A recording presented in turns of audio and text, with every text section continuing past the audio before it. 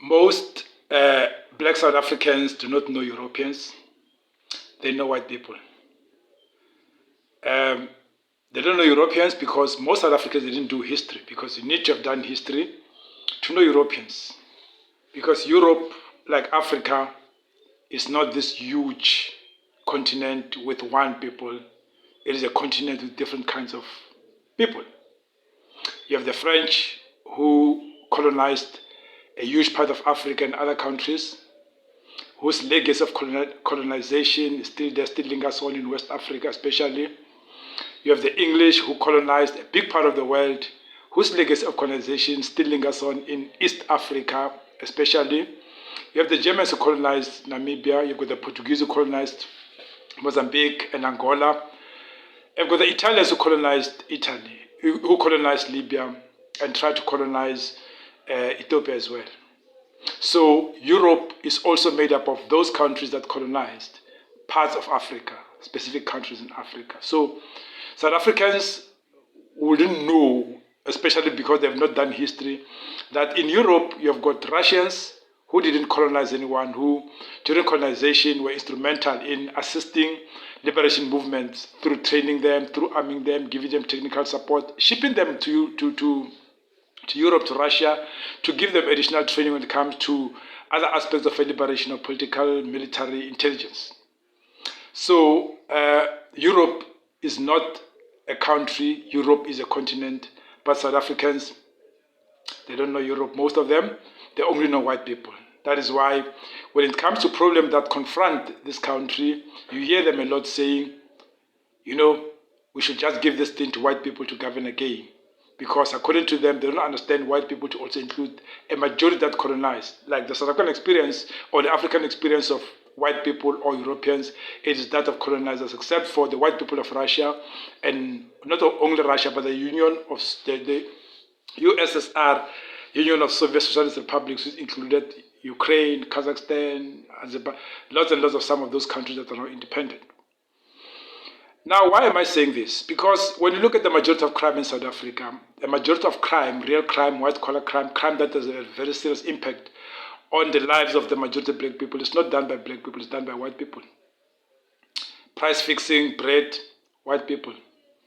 Cement, fixing the price of cement, white people. Fixing a lot of things, corporate crime, white people. Even when you listen throughout the whole Zondo Commission, you could hear about companies called McKinsey.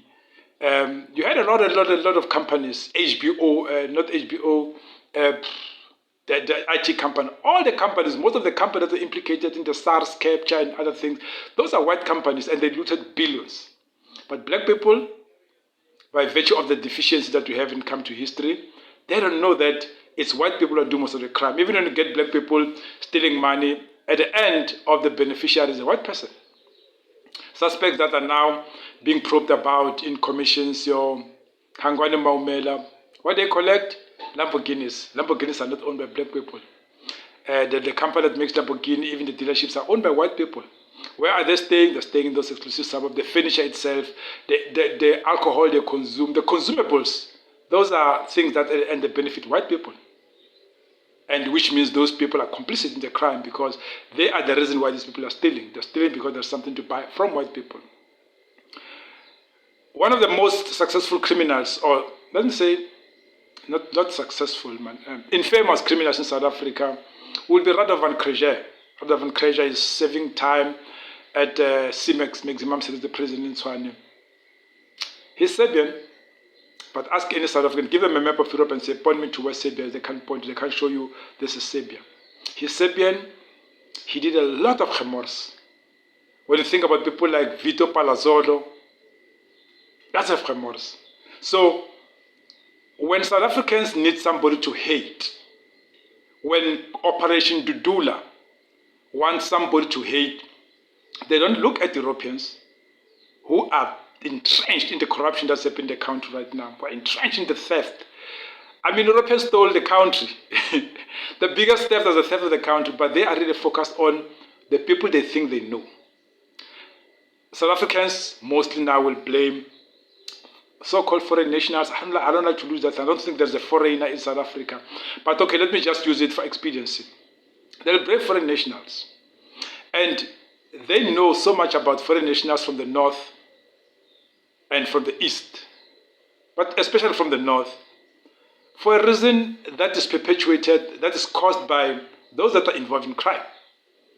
Because when people cross the border without papers and they get here and they want to work, they get employed by white people. So white people, in just employing people who don't have papers, they're already breaking the immigration laws of the country.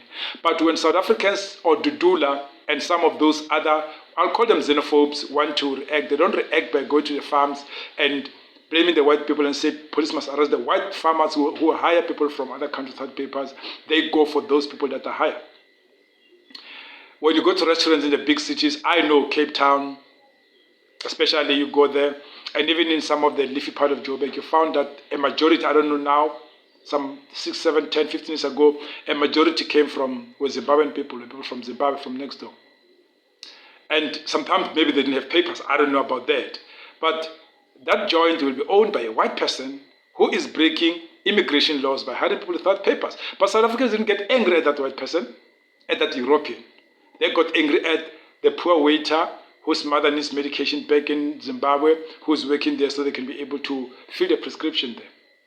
The poor waiter who has qualifications, cannot get a job there, came here just to look for a job. Some of them, maybe it's even a doctor, but because he couldn't be able to sustain himself in the salary he gets in Zimbabwe, he decided to come to South Africa. When he gets here, he becomes a waiter. And South Africans attack that person because they're afraid of white people. But the point behind what I'm saying today is not really to silence South Africans just not being knowing. Okay, we need to know history. The fact that you don't know history is quite important. But now ask yourself one question. I'm going to answer it for you. Why is it that South Africans who are so adamant, who are so against so-called foreign nationals, do not define Basotho from Lesotho as foreign nationals? They don't define Amaswati from Eswatini as foreign nationals. They don't define people from Mozambique, to a lesser extent, those who come from the southern Mozambique. They're not perceived as foreign nationals. But Zimbabwe, Zambia, Malawi, Congo, Angola, they don't even perceive, they don't define Botswana from Botswana as being foreign nationals. Why are they doing that? Because of what I'm saying, that South Africans need to know history.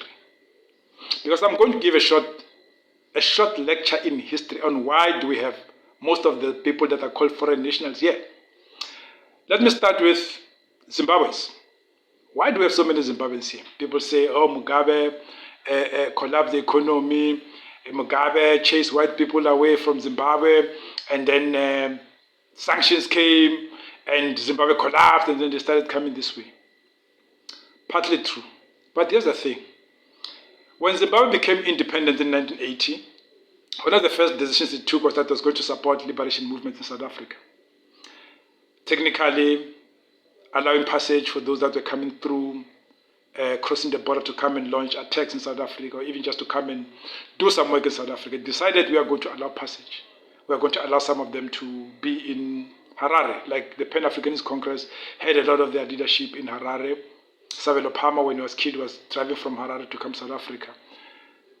Now, what the Boers did, because in 1975, Mozambique gets its independence, and the moment it gets independence, the first thing they did was to blockade it. Because it also, after getting independence, 1975 gets independence, 1976, so to uprising, a lot of young people, they cross the border, they go into Mozambique, and then they are welcomed into Mozambique because there's a friendly government of a friendly socialist organization that was working very closely with liberation movements, especially the ANC. Some of the leaders were there in Mozambique, so they crossed over into Mozambique, they joined liberation movements, and so South Africa blockaded Mozambique. But how do you blockade Mozambique? They blockaded it by sea, making sure that it cannot develop. They started funding Renamo, a movement that emerged on the northern part of Mozambique. They started funding it, making sure that it's launching attacks, making sure that a big chunk of the money that Mozambique was supposed to use to build the infrastructure and to rehabilitate the country and to develop the lives, that money was spent into fighting a war against Renamo, which was funded by South Africa. So at that stage, Mozambique could not develop because South Africa was punishing Mozambique for being friendly with movements that were supportive of black people. So South Africans being in Mozambique resulted in Mozambique not developing because the Boers were blockading them because they wanted them to get rid of black people. They did in 1984 after the Nkomati Accord, and some time later, the Boers killed Samora Machel because he's the one who sold out black people. But then stop there. Now, 1980, Zimbabwe becomes independent, and part of a bulk of what Zimbabwe is a landlocked country, so part of its import had to come through rail from Mozambique into Zimbabwe. What do the Boers do? They fund Renamo to blow up the railway lines that connect Zimbabwe to the sea.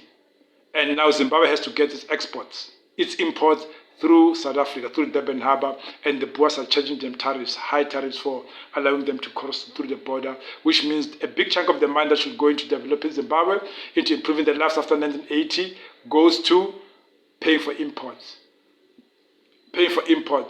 trying to evade the civil war that even the Boers were fighting at the time. 1978, 79, they were fighting they were fighting alongside Smith in 1978, 79, making sure that Zimbabwe becomes a failed state. So after 1980, they made it so difficult. Zimbabwe was blockaded. They continued to even go in and bomb it and assassinate people in Zimbabwe. So Zimbabwe, when it was supposed to have developed between 1980 and 2000, it developed slowly to the point that its full development was supposed to coincide with the development of South Africa, with the freedom of South Africa. If South Africa became free earlier, Zimbabwe would have developed earlier. Now, I'm not going to go into the issue of the Lancaster Agreement of 1980 that was supposed to reach fruition around the 2000, which is the reason why there was that uproar of Tsengarai Hunsvi and others who went out and tried to reclaim land, resulting in the sanctions. But the sanctions were really secondary. What delayed Zimbabwe's development was the South African government at the time blockading it, strangling it, funding different kinds of insurgency and making sure that it does not get loans. When it went out to try to get loans, South Africa always had a veto power on what was happening around the neighborhood. They could veto a loan that should go to Eswatini until Eswatini got rid of liberation of activists there. Veto a loan that should go to Mozambique until Mozambique did, because these countries needed loans, structural adjustment for them to be able to take off the ground. Zambia, same thing. They kept on attacking Zambia because Zambia was Lusaka, where liberation movements were housed. They kept on blocking the laws that are supposed to go there, the laws that are supposed to develop the economy, the laws that are supposed to improve their livelihoods. So as a result, Mozambique, Zimbabwe, Zambia did not develop because they chose to align with liberation movement that were fighting for the liberation of black people in South Africa. Their infrastructure could not improve because they chose to align with black South Africans. They could have sold out. They would be far, far, far better. They decided not to. I'm not going to go much into Namibia because Namibia was occupied by South Africa up until 1989, up until 1990, which means if there's a Namibian that is here, South Africans owe them assistance. They don't owe to call them foreign nationals. Angola was also bombarded. They occupied Angola all the way close to Luanda, to the capital, bombing it, laying landmines, destroying it, and blockading it, and supporting UNITA to make sure that Angola was not governable. So after liberation, those people there who could not develop because South Africa strangled them, they started looking for opportunities, and they found that the only way that they could do is to go to where the source of the honey is. Because when you see bees and you see honey, you need to know that, okay, I can go to where the bees are coming from and I can get the freshest honey. Now, we're not going to talk much about Nigeria because Nigeria, in 1995, after Nelson Mandela became president, Nigeria, there was a coup in Nigeria. Sani Abacha came into power, and then he took away all the human rights, the civil rights of people in Nigeria. And as a consequence, people in Nigeria started going to different countries, to Europe, to South Africa, coming here, not because they wanted to travel that distance to come to South Africa, but because the economic and the political situation there did not favor them. So that explains why we've got Nigerians here. Congolese, civil war, since Mobutu Sese Seko left, that explains why we've got Congolese here. But now you've got Operation Dudula, xenophobes, saying everybody else, MABAHAMBE, they must go back to where they come from. of history, because if you look at the history of why people are here, it's primarily because they're aligned with the liberation forces. They are part of the reason why South Africa is free today. If they decided at the time that they were going to align with the African government, with the apartheid government, we would not be here now. We would have been in those countries as it was. We had lots of South Africans being in those countries during apartheid. We would still be there. Maybe we would have been called the foreign nationals, because our reasons for being there were even different from theirs. We as South Africans, we could blame Europeans for coming here and messing up our country, but now they can blame South Africa for coming there and messing up their country, and we owe it to them. So Operation Dudula, xenophobes, MABAHAMBE slogan from fascist Mackenzie, xenophobes, and we should not, as South Africans, allow that. We should all be students of history to understand why Basotho are here, because the Boers used to bomb Lesotho, but the Boers used to bomb Botswana. The Boers bombed everybody around us. Everywhere where the bomb landed, that person deserves to be here, and they deserve to be assisted instead of being hated. South Africans need to know that their biggest enemy came from Europe in the 14th century. The Portuguese, Vasco da Gama and others, they came in the 14th century, and then to understand that the 1652 Jan van Riebeeck came later, that the biggest enemy for them came from Europe, because Europe never done anything for black South Africans. Instead, it was the anti-apartheid movement led by people on the ground that assisted South Africa to liberate themselves, and Africans sacrificing themselves for South Africa to be free. So we owe them gratitude instead of this xenophobic behavior of Dudula, which doesn't know a difference between a white person, which doesn't know a difference between white people, Europeans, but he just chooses to target black people because it's quite easy. They can tell, and that explains their stupidity. Like and subscribe to ASAP, A South African Perspective, and go back, watch some of the videos from back in the days, because we keep on talking about how South Africans react to situations. And this is video number 50, so go back and watch the 49 that are there. Like, subscribe, ASAP, A South African Perspective.